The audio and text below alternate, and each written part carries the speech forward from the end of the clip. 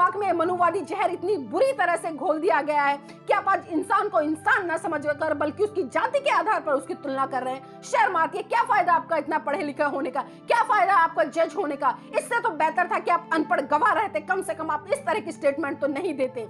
छोड़कर वो उस आंदोलन में कूदता है और साथियों हम देखते हैं कि उस आंदोलन में जो प्रशासन है, जो कि सरकार की पनाह पर पलते हैं, एक खाकी वर्दी वाले गुंडे, वो उन बहुजन समाज के साथियों को पकड़ते और उनको जेल की सलाखों के पीछे डालने का काम करते। तो साथियों आंदोलन कीजिए, लेकिन आंदोलन में जागरूकता और समझदारी हो। एक बार सुप्रीम कोर्ट के इन मनुवादी जजों ने इस बहुजन समाज की अस्मिता को ललकारा है, इसके सम्मान को ललकारा है, इसके स्वाभिमान को ललकारा है। लेकिन साथियों सोचने वाली बात यह है कि आज इस खबर से कितना बड़ा बहुजन समाज ही नहीं किया था, बल्कि जो SC/ST एक्ट था उसको जो इस रूप में वो पहले था उसी रूप में दोबारा से उसको लागू कराया गया था। तो ये थी बहुजन समाज की एकता, जिस एकता के समक्ष ये सरकार झुकी थी, मनुवादी लोग झुके थे और इस देश की सत्ता पर जो अहंकारी और घमंडी लोग हैं।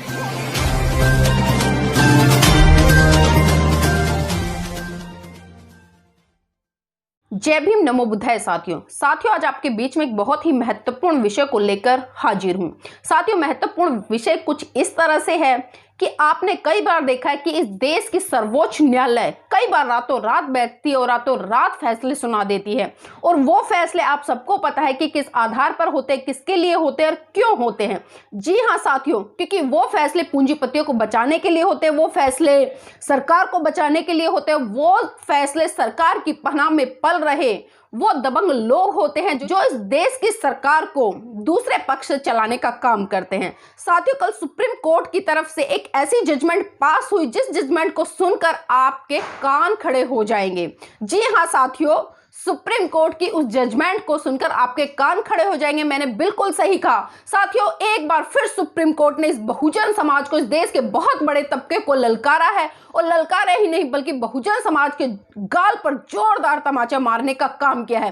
साथियों मैं आपको घटना का क्रम बताऊंगी और घटना कुछ इस तरह से कि उत्तराखंड का एक केस काफी दिनों से चल रहा था और उस केस में SC/ST एक्ट लगा हुआ था। लेकिन जब केस की सुनवाई चल रही थी तो 3 मनुवादी जजों ने देखे किस तरह से पक्षपात करते हुए इस केस में जजमेंट दी और वो जजमेंट साथियों उस महिला पर कितनी भारी पड़ी। पहले तो मैं आपको उन 3 जजों का नाम बता दूं। साथियों पहला जज है L नागेश्वर महेंद्र गुप्ता और तीसरा जज है अजय रस्तोगी। जी हाँ साथियों, ये 3 वो जज हैं जो कि मनुवादी विचारधारा से लिप्त हैं और जो हमेशा ही चाहे कोई भी केस हो, आप इनके जितने भी केस हैं उनके आप आंकड़े उठाकर देख लीजिए, जितने भी इनके केसेस होते हैं ये जातिवादी आधार पर उन पर डिसीजन देते हैं और हमेशा से इस देश के दबे कुचले वर्ग को हमेशा से दबाने का काम करते हैं। और जो पूंजीपति वर्ग है या जो अपने आप को स्वर्ण समाज का कहते हैं या अपने आप को दबंग जातियों का कहते हैं या अपने आप को बाहुबली या आर्थिक रूप से मजबूत कहते हैं, उनके पक्ष में हमेशा ये फैसले सुनाते आए हैं। और कुछ इस तरह का फैसला कल सुप्रीम कोर्ट ने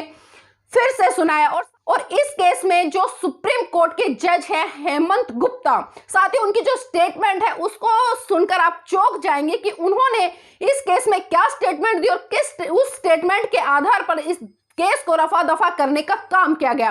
साथियों मैं आपको बता दूं कि जो SC/ST एक्ट है, क्योंकि आप सभी भली भांति परिचित है, क्योंकि SC/ST एक्ट को लेकर 2 अप्रैल सन 2018 को बहुजन समाज ने इस देश की सरकार को घुटने टेकने पर मजबूर किया था और मजबूर ही नहीं किया था बल्कि जो SC/ST एक्ट था उसको जो इस रूप में वो पहले था उसी रूप में दोबारा से उसको लागू कराया गया था। तो ये थी बहुजन समाज की एकता, जिस एकता के समक्ष ये सरकार झुकी थी, मनुवादी लोग झुके थे और इस देश की सत्ता पर जो अहंकारी और घमंडी लोग हैं वो झुके थे। लेकिन साथियों हमें पता है कि सरकार की पनाह में जितने भी ये कांड होते हैं सरकार को अच्छी तरह से पता होता है, क्योंकि ये जितने भी कांड किए जाते हैं या होते हैं या कराए जाते हैं ये सारे के सारे सरकार की पनाह पर होते हैं। लेकिन एक बार फिर से सुप्रीम कोर्ट के इन मनुवादी जजों ने SC/ST एक्ट को दोबारा से इस देश के समक्ष लाकर खड़ा कर दिया और दोबारा से इसको कमजोर करने का काम किया है। साथ ही जो जजमेंट है वो मैं आपको बताना चाहूंगी।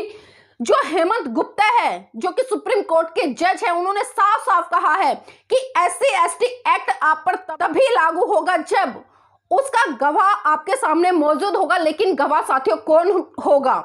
लेकिन साथियों गवाह कौन होगा जरा ध्यान से सुनिएगा।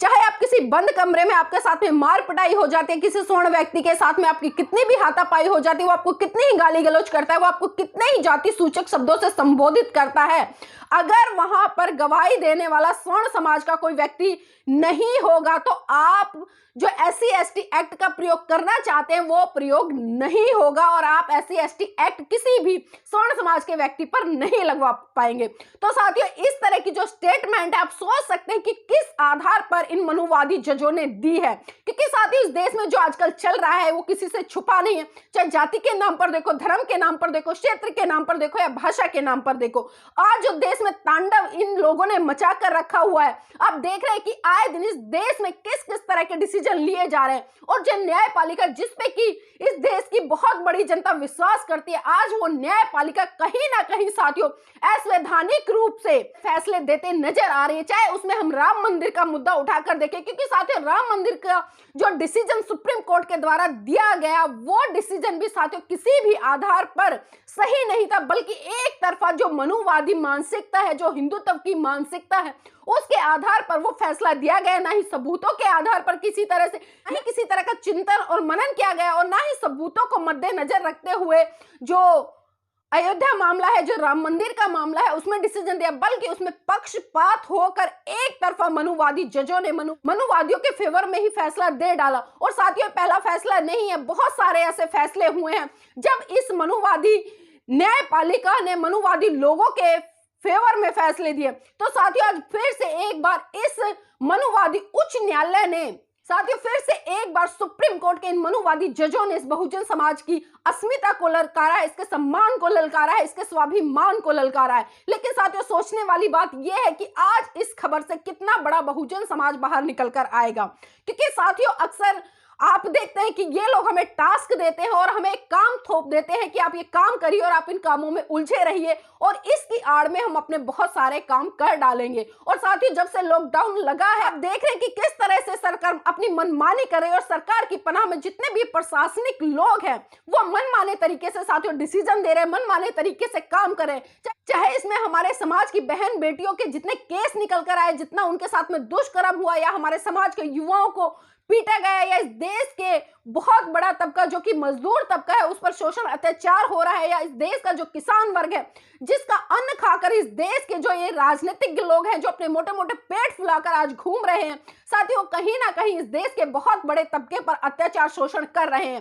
तो साथियों खड़ा होना होगा, चाहे उसमें SC समाज हो, ST समाज हो या OBC समाज हो। लेकिन साथियों यहाँ पर मैं OBC समाज से भी अपील करना चाहूंगी और निवेदन करना चाहूंगी, साथियों कब आप अपने महान पुरुषों की विचारधारा को समझोगे और कब आप उनके संघर्ष को समझोगे, क्योंकि आज जो भी आपका वजूद है वो सिर्फ आपके महान पुरुषों के कारण है, ना कि इन स्वर्ण समाज के लोगों के कारण है। क्योंकि आप कहीं ना कहीं अपनी राजनीतिक सत्ता की महत्वाकांक्षाओं को पूरा करने के लिए इन लोगों के पलड़े में चले जाते हैं और ये लोग मन माने तरीके से आपको उस बंदर की तरह नचाते रहते हैं, जिस तरह से मंदारी डुगडुगी बजाता है और बंदर का नृत्य कराता है। तो साथियों उस मंदारीपन से आप बाहर निकलकर, उस बंदरपन से बाहर निकलकर इन आंदोलनों में अपनी सक्रिय भूमिका निभाइए, क्योंकि साथियों जब तक आप संगठित होकर, एकजुट होकर, एक झंडे के नीचे आकर काम नहीं करेंगे, एक साथ अपनी आवाज को बुलंद नहीं करेंगे, तब तक साथियों आज SC/ST एक्ट है, कल को कोई और एक्ट हो सकता है। और आप सभी देख रहे हैं कि समय समय पर यह सरकार आपको टास्क देती है, आपको एक काम थोप देती है। कभी आपको OBC आरक्षण के खिलाफ लड़ा देती है, कभी आपको SC आरक्षण के खिलाफ लड़ा देती है। और हम देख रहे हैं कि समय समय पर यह सरकार और प्रशासन आपके सामने कुछ ऐसे मुद्दे पेश करती है कि जिससे कि इस देश का बहुत बड़ा तबका बौखला जाता है और वो अपने सारे काम धंधे छोड़कर साथियों इन आंदोलनों की तरफ लग जाता है। मैं आपको बता दूं कि जब भी कोई आंदोलन होता है साथियों, आप अच्छी तरह से जानते हैं कि आंदोलन में सक्रिय भूमिका निभाने के लिए इस देश का बहुत बड़ा तबका बाहर निकल कर आता है। वो रोजगार पर भी होता है, वो मजदूरी दिहाड़ी भी करता है। तो एक दिन के अगर हम एस्टीमेट भी लगाए तो साथियों एक व्यक्ति कम से कम अपनी 400-500 रुपए की दिहाड़ी छोड़ता है और उस दिहाड़ी को छोड़कर वो उस आंदोलन में कूदता है। और साथियों हम देखते हैं कि उस आंदोलन में जो प्रशासन है, जो कि सरकार की पनाह पर पलते हैं, ये खाकी वर्दी वाले गुंडे, वो उन बहुजन समाज के साथियों को पकड़ते और उनको जेल की सलाखों के पीछे डालने का काम करते। तो साथियों आंदोलन कीजिए, लेकिन आंदोलन में जागरूकता और समझदारी होना बहुत जरूरी है।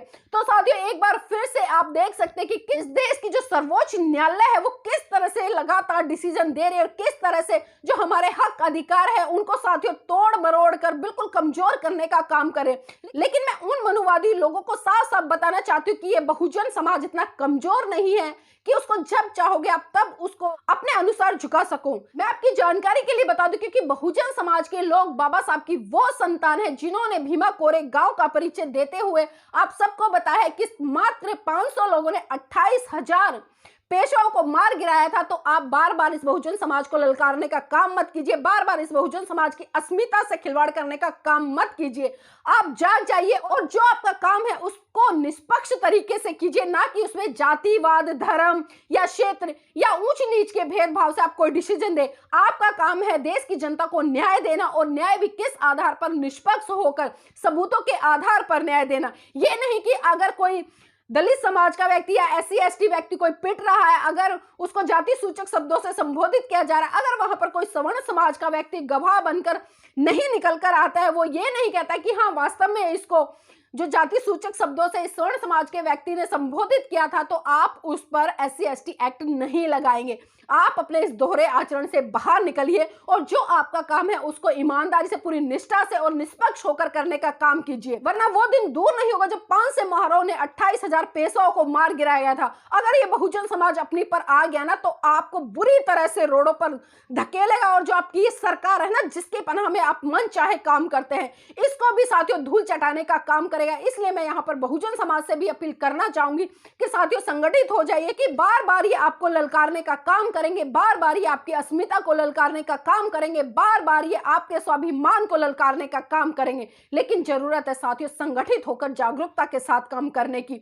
और दोबारा से मैं फिर इन मनुवादी जजों को एक बार फिर कहना चाहूंगी कि आप जो आपकी गंदी मानसिकता है, जो दूषित मानसिकता है, और जिस जातिवाद सोच से आप पूरी तरह से लिप्त हैं, कम से कम आप इंसानियत के नाते उससे बाहर निकल कर आए और एक इंसान होने का परिचय दे। आप जानवर नहीं है कि जब आया जैसे चाहे कुछ भी कर दिया, क्योंकि आपकी तो स्थिति उन जानवरों से भी बदतर हो गई है जो अपनी बुद्धि का जरा सा भी इस्तेमाल नहीं करते हैं। गोबर है, गोबर में लेट जाते हैं, कीचड़ है, कीचड़ में लेट जाते हैं। आपने तो उन जानवरों को भी फेल कर दिया है, और जो आपकी बुद्धि है ना, उस पर तो इतनी बुरी तरह से मनुवाद का जंग लग गया है कि जिसका आप चाहकर भी हटा नहीं पा रहे। तो जो आपकी स्टेटमेंट है, जिस तरह से आपने स्टेटमेंट दिया, धिक्कार है आपकी सोच पर, आपको शर्म आनी चाहिए। अगर इस तरह की घटना आपकी बहन बेटियों के साथ में हो, धिक्कार है आपकी सोच पर। आपको इस तरह की गंदी मानसिकता से बाहर निकल कर आना होगा। आप पढ़े लिखे लोग हैं, आप समझदार लोग हैं, लेकिन आपकी समझदारी को ये मनुवाद का जंग क्यों लग गया है? क्यों आपके दिमाग में मनुवादी जहर इतनी बुरी तरह से घोल दिया गया है कि आप आज इंसान को इंसान न समझकर बल्कि उसकी जाति के आधार पर उसकी तुलना कर रहे हैं? शर्म आती है। क्या फायदा आपका इतना पढ़े लिखे होने का? क्या फायदा आपका जज होने का? इससे तो बेहतर था कि आप अनपढ़ गवाह रहते, कम से कम आप इस तरह की स्टेटमेंट तो नहीं देते। तो साथियों एक बार फिर उम्मीद करूंगी आपसे कि इन मनुवादी लोगों की चाल समझे और साथियों अपनी सरकार को स्थापित करने का काम करे, क्योंकि जब तक हमारी सरकार नहीं होगी तब तक हम कुछ भी नहीं कर पाएंगे। जय भीम, नमो बुद्धाय। अपना चैनल, आपका चैनल, समाज का चैनल, देश का चैनल NB News 24/7 को आप लाइक करें, सब्सक्राइब करें और ज्यादा से ज्यादा इसकी वीडियो को शेयर करें, ताकि हर खबर को मैं आप तक आसानी से पहुंचा सकूं।